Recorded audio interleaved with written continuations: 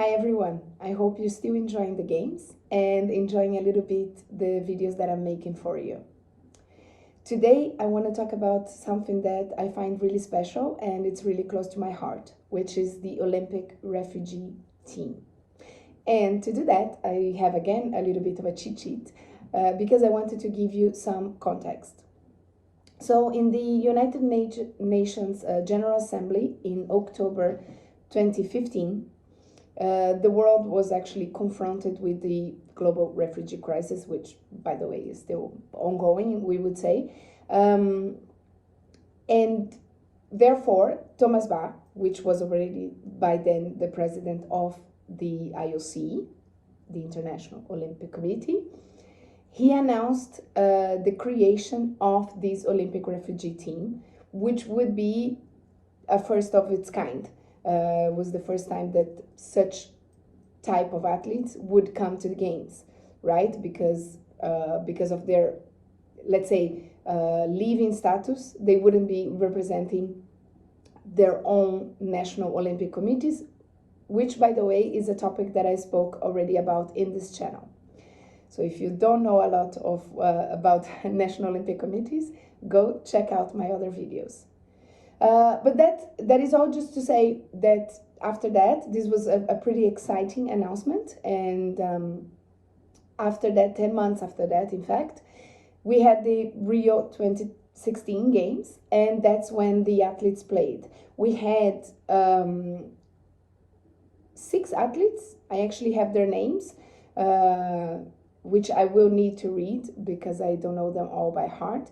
But we had Yusra Mardini, which is a swimmer.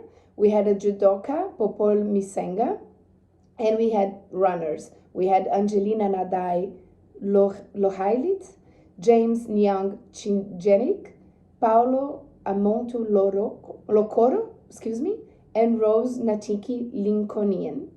These were all the athletes that competed in Rio 2016. This was a bit of a historic moment, right? They were competing, and I think more than competing, they were talking about it. And this shines a light to a subject that goes beyond the framework of sports only. And I think that's why it was so important, and that's why it was such an iconic moment for the games. And that happened in 2016, but that propelled that in 2017 there was actually a commission formed, or let's say a foundation formed, which is the Olympic Refugee Foundation, ORF. And the idea there is that this should be a long-term commitment and protection of this type of rights, the right to actually do sports and to do physical activities, etc. So the idea there is that it's an ongoing effort. I think that was the importance of the creation of the Olympic Refugee Foundation. The foundation aims to provide safe access to sport to more than 1 million young people affected by all these displacements until or by 2024. That's their aim at this point. Moving forward, that means that we also had, through all this crazy Olympiad time, and I already explained that the Olympiad is the time between 2 editions of the games. Through COVID, through all this timing after the creation of the foundation and after this iconic announcement, we have now for Tokyo actually 29 athletes playing in the Olympic refugee team. I'm not going to read all their names, especially because the games are still ongoing, so you can still check it out and see how they are doing. And I just wanted to say that it was pretty nice because on the 22nd of June, so just last week, not last week, but on the 22nd of June, the president of the IOC, Thomas Bach, he met them all, and he welcomed them all. And why was this moment important? Was because he was accompanied by the High Commissioner of the UN Refugee Agency, Filippo Grandi, excuse me. My point of doing this short video is that this is a small team.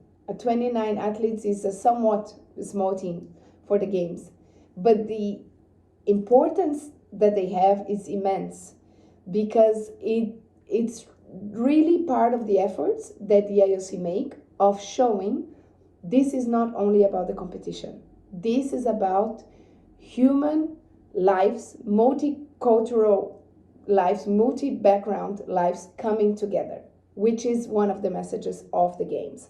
So the IOC, they always say that the Olympic refugee team is a message of hope and solidarity, and I couldn't agree more.